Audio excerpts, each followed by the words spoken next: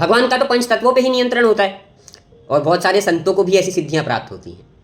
तो ऐसी ही एक कथा आती है श्री साईं बाबा की, श्री साईं सच्चरित्र में, कि कैसे पानी पे उनका नियंत्रण था।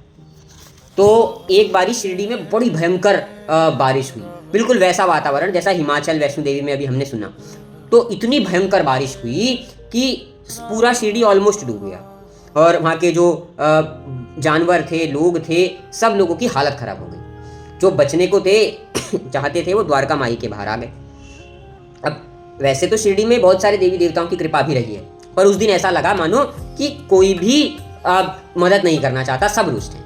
अब सारे शिरडी वाले परेशान, ना किसी ने कुछ खाया पिया, सब दुखी हो रखे थे। सब क्या करते हैं कि बाबा के पास आ जाते हैं, सब मदद की गुहार लगाते हैं। अब बाबा चारों तरफ देखते हैं द्वारका माई से खड़े खड़े, तो उनको भी सिर्फ पानी दिखाई देता है और बड़ी मूसलाधार तेज बारिश हो रही है, जैसे मान लो गोवर्धन भगवान ने जब उठाया था तब हो रही है।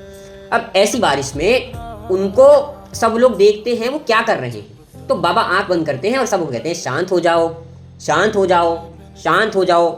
इस तरह से करते हैं और कुछ ही मिनटों में पानी, बारिश और जो वाटर के लेवल्स हैं सब नीचे, सब शांत। सब देखते हैं ये क्या हुआ, ये कैसे हुआ। फिर उन्हें समझ में आता है कि बाबा का तो जो नियंत्रण है वो पंच तत्वों पे भी है, वो तो उनको भी कंट्रोल कर सकते हैं, तो फिर ये क्या चीज़ है। और इस तरह से उस समय पे बाढ़ के दिन में बाबा ने शिरडी को बस ये कह करके बचा लिया कि शांत हो जाओ। दोस्तों, एक महत्वपूर्ण बात, हमारे देश और हमारे देश में स्पेशली नॉर्थ इंडिया, जहाँ पर कि हिमाचल, पंजाब, ये सारी जगहें जो हैं बाढ़ से बहुत ज़्यादा पीड़ित हैं। नुकसान की बात करें तो पंजाब में फसलों का बहुत नुकसान हुआ है और सच ये है कि हमारे देश का बहुत बड़े लेवल पे गेहूं और चावल का जो भी प्रोडक्शन है वो वहाँ होता है।